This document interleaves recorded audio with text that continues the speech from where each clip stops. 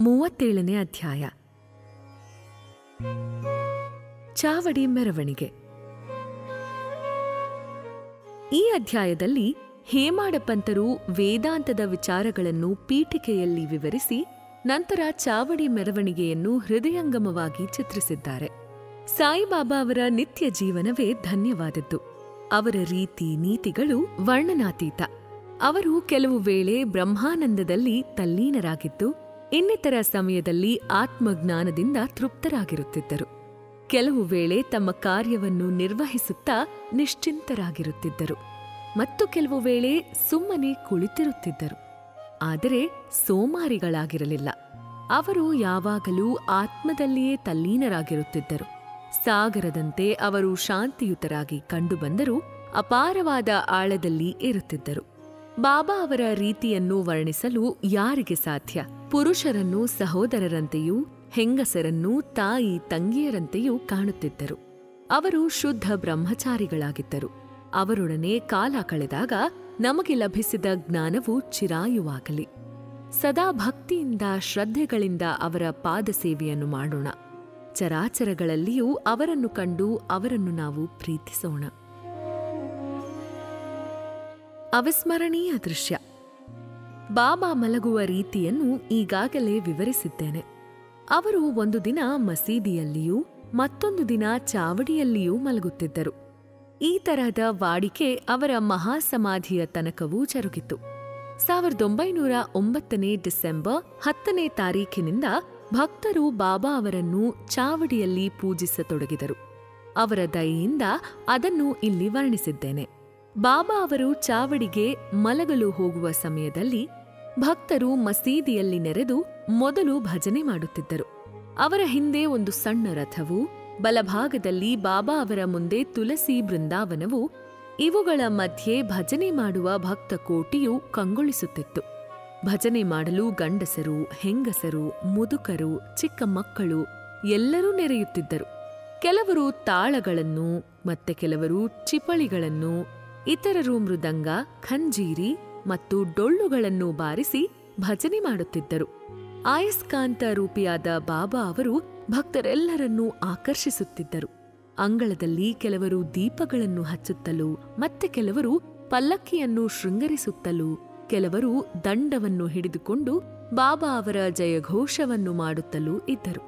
ಮಸೀದಿಯ ಮೂಲೆ ಮೂಲೆಗಳು ಸಹ ಶೃಂಗರಿಸಲ್ಪಟ್ಟು ಸುತ್ತಲೂ ದೀಪಗಳು ಕಂಗೊಳಿಸುತ್ತಿದ್ದವು. ಬಾಬಾ ಅವರ ಪ್ರೀತಿಯ ಅಶ್ವವಾದ ಶ್ಯಾಮಕರ್ಣನೂ ಸಹ ಅಲಂಕರಿಸಲ್ಪಟ್ಟು ಹೊರಗಡೆ ನಿಂತಿರುತ್ತಿದ್ದನು. ತಾತ್ಯಾ ಪಾಟೀಲರು ತಮ್ಮ ಸ್ನೇಹಿತರೊಂದಿಗೆ ಬಂದು ಬಾಬಾ ಅವರಿಗೆ ಸಿದ್ಧರಾಗಲು ಹೇಳುತ್ತಿದ್ದರು. ತಾತ್ಯಾ ಅವರು ಬಂದು ಕೈ ಹಿಡಿದು ಎಬ್ಬಿಸಿ ಕರೆದುಕೊಂಡು ಹೋಗುವ ತನಕ ಬಾಬಾ ಅವರು ಸುಮ್ಮನೆ ಕುಳಿತಿರುತ್ತಿದ್ದರು.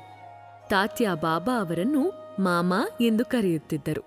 ಬಾಬಾ ಅವರು ತಮ್ಮ ಸಾಮಾನ್ಯ ಉಡುಪಾದ ಕಫನಿಯನ್ನು ಧರಿಸಿ ತಮ್ಮ ಸಟಕ ಕಂಕುಳದಲ್ಲಿರಿಸಿ ಚಿಲುಮೆ ತೆಗೆದುಕೊಂಡು ಹೊರಡಲು ಅನುವಾಗುತ್ತಿದ್ದರು. ನಂತರ ತಾತ್ಯಾ ಜರದ ಶೆಲ್ಲೆ ಹೊದಿಸಿದ ನಂತರ ಬಾಬಾ ಮಸೀದಿಯ ಗೋಡೆಯ ಹತ್ತಿರವಿದ್ದ ಕಟ್ಟಿಗೆಯನ್ನು ತಮ್ಮ ಬಲಗಾಲಿನ ಬೆರಳಿನಿಂದ ತಳ್ಳಿ ದೀಪ ಆರಿಸಿ ಚಾವಡಿಗೆ ಹೊರಡುತ್ತಿದ್ದರು. ಆಗ ಎಲ್ಲಾ ವಿಧವಾದ ಪಕ್ಕ ವಾದ್ಯಗಳು ಮೊಳಗುತ್ತಿದ್ದವು. ಅಗ್ನಿ ಕ್ರೀಡೆಯ ಪದಾರ್ಥಗಳು ವಿವಿಧ ಬಣ್ಣದ ಜ್ವಾಲೆಯಿಂದ ನರ್ತಿಸತೊಡಗುತ್ತಿದ್ದವು. ಭಕ್ತ ಕೋಟಿಯು ಬಾಬಾ ಅವರ ಗುಣಗಾನ ಮಾಡುತ್ತಾ ಮುಂದುವರಿಯುತ್ತಿತ್ತು. ಕೆಲವರು ನೃತ್ಯ ಮಾಡುತ್ತಾ ಸಾಗುತ್ತಿದ್ದರು. ಭಾಲದಾರರು ಬಾಬಾ ಮಸೀದಿಯ ಬಾಗಿಲಿಗೆ ಬಂದ ಕೂಡಲೇ ಜಯಘೋಷ ಮಾಡುತ್ತಿದ್ದರು. ಬಾಬಾ ಅವರ ಇಕ್ಕೆಲಗಳಲ್ಲಿಯೂ ಭಕ್ತರು ನಿಂತು ಚಾಮರ ಬೀಸುತ್ತಿದ್ದರು. ದಾರಿಯುದ್ದಕ್ಕೂ ಬಟ್ಟೆ ಹಾಸುತ್ತಿದ್ದರು. ಅದರ ಮೇಲೆ ಬಾಬಾ ಅವರು ನಿಧಾನವಾಗಿ ಹೆಜ್ಜೆ ಇಡುತ್ತಾ ಮುಂದುವರಿಯುತ್ತಿದ್ದರು. ತಾತ್ಯಾ ಪಾಟೀಲ ಬಾಬಾ ಅವರ ಬಲಗೈಯನ್ನು, ಭಾಳಸಾಪತಿಯವರು ಅವರ ಎಡಗೈಯನ್ನು ಹಿಡಿದುಕೊಂಡು ಹೋಗುತ್ತಿದ್ದರು. ಬಾಪು ಸಾಹೇಬ ಜೋಗ ಅವರು ಅವರ ಹಿಂದೆ ಶ್ವೇತ ಛತ್ರವನ್ನು ಹಿಡಿದುಕೊಂಡು ಬರುತ್ತಿದ್ದರು.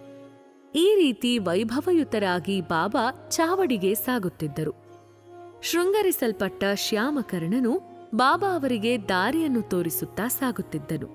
ಬಾಬಾ ಅವರ ಹಿಂದೆ ಗಾಯಕರು ಮೊದಲಾದವರು ಹಿಂಬಾಲಿಸುತ್ತಿದ್ದರು. ಸಂಗೀತಕ್ಕೆ ಸರಿಯಾಗಿ ಹೊಂದುವಂತೆ ಹರಿನಾಮವು ನಭೋಮಂಡಲವನ್ನೆಲ್ಲ ಪಸರಿಸುತ್ತಿತ್ತು.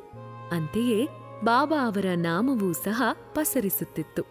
ಈ ರೀತಿ ಮೆರವಣಿಗೆ ಚಾವಡಿಯ ಮೂಲೆಗೆ ಬಂದಾಗ ಭಕ್ತಕೋಟಿಯು ಸಂತಸದಿಂದ ನಲಿಯುತ್ತಿತ್ತು. ಆಗ ಬಾಬಾ ಅವರು ಚಾವಡಿ ಎದುರಿನಲ್ಲಿ ನಿಂತು ಅಪೂರ್ವವಾದ ಕಾಂತಿಯಿಂದ ಕಂಗೊಳಿಸುತ್ತಿದ್ದರು. ಬಾಬಾ ಅವರ ವದನಾರವಿಂದವು ಅರುಣೋದಯದ ರವಿಯ ಹಾಗೆ ಪ್ರಕಾಶಮಾನವಾಗಿರುತ್ತಿತ್ತು. ಅವರು ನಿಶ್ಚಲಚಿತ್ತರಾಗಿ ಉತ್ತರಾಭಿಮುಖವಾಗಿ ಚಾವಡಿಯ ಎದುರಿಗೆ ಯಾರನ್ನೋ ಕರೆಯುತ್ತಿರುವಂತೆ ನಿಂತಿರುತ್ತಿದ್ದರು. ವಾದ್ಯ ಘೋಷಗಳು ನಡೆದಾಗ ಬಾಬಾ ಅವರು ಆಗಾಗ್ಗೆ ತಾಳ ಹಾಕುತ್ತಿದ್ದರು. ಆ ಸಮಯಕ್ಕೆ ಸರಿಯಾಗಿ ಕಾಕಾ ಸಾಹೇಬ ದೀಕ್ಷಿತರು ಬೆಳ್ಳಿಯ ತಟ್ಟೆಯಲ್ಲಿ ಹೂವನ್ನು ತಂದು ಆಗಾಗ್ಗೆ ಬಾಬಾ ಅವರ ಮೈಮೇಲೆ ಚೆಲ್ಲುತ್ತಿದ್ದರು. ಆಗ ಬಾಬಾ ಅವರ ಅಪೂರ್ವ ಶೋಭೆಯನ್ನು ನೋಡಿ ಭಕ್ತಜನರು ಮನದಣಿಯುವಂತೆ ಆನಂದಿಸುತ್ತಿದ್ದರು. ಬಣ್ಣಿಸಲು ಪದಗಳ ಅಭಾವವೇನೋ ಎಂಬಂತಿತ್ತು ಆ ವೈಭವದ ಪರಮಾವಧಿ. ತಾತ್ಯಾ ಪಾಟೀಲರು ದೀಪಗಳನ್ನು ಹಿಡಿದುಕೊಂಡು ಬಾಬಾ ಅವರ ಬಲಗಡೆಗೂ, ಮಾಳಸಾಪತಿಯವರು ಅವರ ಶಲ್ಯದ ಅಂಚನ್ನು ಹಿಡಿದುಕೊಂಡು ಬಾಬಾ ಅವರ ಎಡಗಡೆಗೂ ಬರುತ್ತಿದ್ದರು. ಬಾಬಾ ಅವರು ನಿಧಾನವಾಗಿ ಹೆಜ್ಜೆ ಇಡುತ್ತಾ ಚಾವಡಿ ಸೇರುತ್ತಿದ್ದರು. ಈ ದೃಶ್ಯ ಈಗಿಲ್ಲ, ಪುನಃ ನೋಡಲಾರೆವು. ಆದರೆ ಅದನ್ನು ಮನಸ್ಸಿನಲ್ಲಿ ರೂಪಿಸಿಕೊಂಡು ತೃಪ್ತಿ ಪಡೆಯಬಹುದು. ಚಾವಡಿಯೂ ಸಹ ಶೃಂಗರಿಸಲ್ಪಡುತ್ತಿತ್ತು. ಚಾವಡಿಯನ್ನು ತಲುಪುತ್ತಲೇ ತಾತ್ಯಾ ಅವರು ಬಾಬಾ ಅವರ ಆಸನವನ್ನು ಸಜ್ಜುಗೊಳಿಸುತ್ತಿದ್ದರು. ಅವರಿಗೆ ನಿಲುವಂಗಿಯನ್ನು ತೊಡಿಸುತ್ತಿದ್ದರು. ನಂತರ ಇತರ ಭಕ್ತರು ಅವರವರ ಮನ ಬಂದಂತೆ ಬಾಬಾ ಅವರನ್ನು ಪೂಜಿಸತೊಡಗುತ್ತಿದ್ದರು. ಕೆಲವರು ಬಾಬಾ ಅವರಿಗೆ ಕಿರೀಟ ಧಾರಣೆ ಮಾಡುತ್ತಿದ್ದರು. ಕೆಲವರು ಹಾರ ತುರಾಯಿಗಳನ್ನು ಅರ್ಪಿಸುತ್ತಿದ್ದರು. ಕೆಲವರು ಆಭರಣಗಳನ್ನು ತೊಡಿಸುತ್ತಿದ್ದರು. ಕೆಲವರು ಹಣೆಗೆ ನಾಮ ಹಚ್ಚುತ್ತಿದ್ದರು. ಕೆಲವರು ಆಗಾಗ್ಗೆ ವಿಧ ವಿಧವಾದ ಉಡುಪುಗಳನ್ನು ಸುತ್ತುತ್ತಿದ್ದರು. ಈ ಎಲ್ಲ ಶೃಂಗಾರದಿಂದ ಬಾಬಾ ಅದ್ವಿತೀಯ ಶೋಭೆಯಿಂದ ಪ್ರಕಾಶಿಸುತ್ತಿದ್ದರು. ನಾನಾ ಸಾಹೇಬ ನಿಮೋಣಕರ ಅವರು ಶ್ವೇತಛತ್ರಿಯನ್ನು ಅವರ ತಲೆಯ ಮೇಲೆ ಹಿಡಿದು ತಿರುಗಿಸುತ್ತಿದ್ದರು. ಬಾಪು ಸಾಹೇಬ ಜೋಗರವರು ಅವರ ಪೂಜೆ ಮಾಡಿ ಅವರ ಹಣೆ ಮತ್ತು ಕೈಗಳಿಗೆ ಚಂದನವನ್ನು ಲೇಪಿಸಿ ತಾಂಬೂಲ ಸವಿಯಲು ಕೊಡುತ್ತಿದ್ದರು. ಆಗ ಬಾಬಾ ಆಸನದಲ್ಲಿ ಅಲುಗಾಡದೆ ಕುಳಿತಿರುತ್ತಿದ್ದರು. ಇತರರು ಅವರ ಪಾದದ ಬಳಿ ಕುಳಿತು ಸೇವೆ ಮಾಡುತ್ತಿದ್ದರು. ಕೆಲವರು ಚಾಮರ ಬೀಸುತ್ತಿದ್ದರು.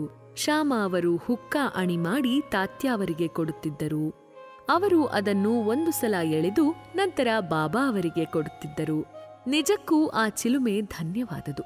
ಏಕೆಂದರೆ ಮೊದಲು ಅದು ಕುಂಬಾರನ ಕೈಯಲ್ಲಿ ಸಿಕ್ಕು ಬೆಂಕಿಯಲ್ಲಿ ಸುಟ್ಟ ನಂತರ ಅದು ತನ್ನ ಪುಣ್ಯ ಫಲ ಎಂದು ಬಾಬಾ ಅವರ ಕೈಯಲ್ಲಿ ಬರುತ್ತಿತ್ತು.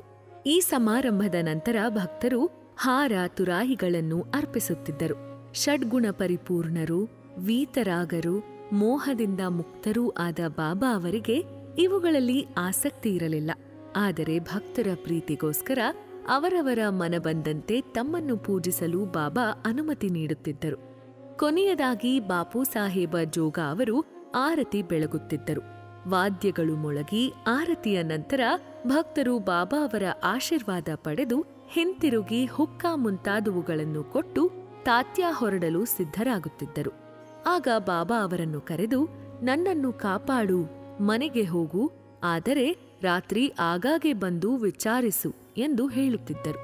ತಾತ್ಯಾ ಅನುಮತಿಸಿ ಮನೆಗೆ ಹೊರಡುತ್ತಿದ್ದರು. ಅನಂತರ ಬಾಬಾ ಅವರು 50-60 ದುಪಟ್ಟಿಗಳನ್ನು ಒಂದರ ಮೇಲೊಂದು ಹಾಕಿ ಮೆತ್ತಗಿರುವ ಹಾಸಿಗೆಯನ್ನು ತಾವೇ ಸ್ವತಃ ಸಿದ್ಧಪಡಿಸಿಕೊಂಡು ವಿಶ್ರಮಿಸುತ್ತಿದ್ದರು. ಶ್ರೀ ಸಾಯಿಬಾಬಾ ಅವರನ್ನು ಮತ್ತು ಚಾವಡಿ ಮೆರವಣಿಗೆಯನ್ನು ಪ್ರತಿದಿನವೂ ರಾತ್ರಿ ಮಲಗಿಕೊಳ್ಳುವಾಗ ಸ್ಮರಿಸಿಕೊಂಡು ಸುಖ ಪಡೆಯಿರೆಂದು ವಾಚಕರಲ್ಲಿ ವಿನಂತಿಸಿ ಈ ಅಧ್ಯಾಯವನ್ನು ಮುಗಿಸಿ ನಾವು ವಿಶ್ರಮಿಸುತ್ತೇವೆ. ಶ್ರೀ ಸಾಯಿ ಪ್ರಣಾಮ.